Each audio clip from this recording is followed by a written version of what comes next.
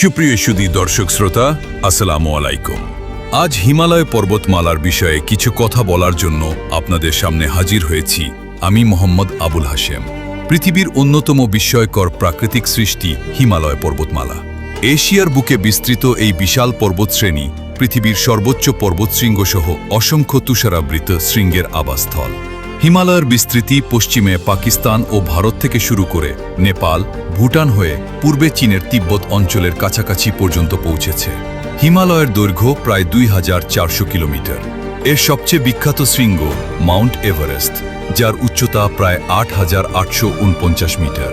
পৃথিবীর সর্বোচ্চ এই শৃঙ্গের পাশাপাশি হিমালয়ে রয়েছে কেতু, কাঞ্চনজঙ্ঘা, লোচ্ছে ও মাকালু সহ বহু সুউচ্চ পর্বত। হিমালয় শুধু পাহাড়ের সমষ্টি নয়, এটি এশিয়ার জলবায়ু ও জীববৈচিত্র্যের জন্য অত্যন্ত গুরুত্বপূর্ণ। এই পর্বতমালা থেকে উৎপন্ন হয়েছে গঙ্গা, ব্রহ্মপুত্র, সিন্ধু সহ বহু গুরুত্বপূর্ণ নদী। হিমালয়ের বরফ ও হিমবাহ গলে এসব নদীতে পানি সরবরাহ করে, যা কোটি কোটি মানুষের জীবন, কৃষি ও জীবিকার সঙ্গে জড়িত। হিমালয়ের প্রাকৃতিক পরিবেশও অত্যন্ত বৈচিত্র্যময়। এখানে তুষার চিতাবাঘ, লাল পান্ডা, হিমালয়ান কালো ভালুক সহ নানা বিরল প্রাণীর বসবাস।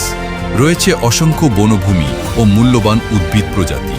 প্রকৃতির পাশাপাশি হিমালয়ে রয়েছে গভীর ঐতিহাসিক, ধর্মীয় ও সাংস্কৃতিক গুরুত্ব। প্রতি বছর বিশ্বের বিভিন্ন প্রান্ত থেকে পর্যটক ও পর্বতারোহীরা এর অপরূপ সৌন্দর্য উপভোগ করতে এবং দুর্গম শৃঙ্গে অভিযানে আসেন। তবে জলবায়ু পরিবর্তনের কারণে হিমালয়ের হিমবাহ দ্রুত পরিবর্তিত হচ্ছে, যা ভবিষ্যতে পানি ও পরিবেশের ওপর বড় প্রভাব ফেলতে পারে। তাই হিমালয় শুধু পৃথিবীর সর্বোচ্চ পর্বতমালা নয়, এটি এশিয়ার জীবনী শক্তির এক গুরুত্বপূর্ণ উৎস। বরফে ঢাকা তার বিশাল শৃঙ্গগুলো যেন প্রকৃতির এক অনন্য মহাকাব্য, যা যুগের পর যুগ মানুষকে বিস্মিত করে চলেছে।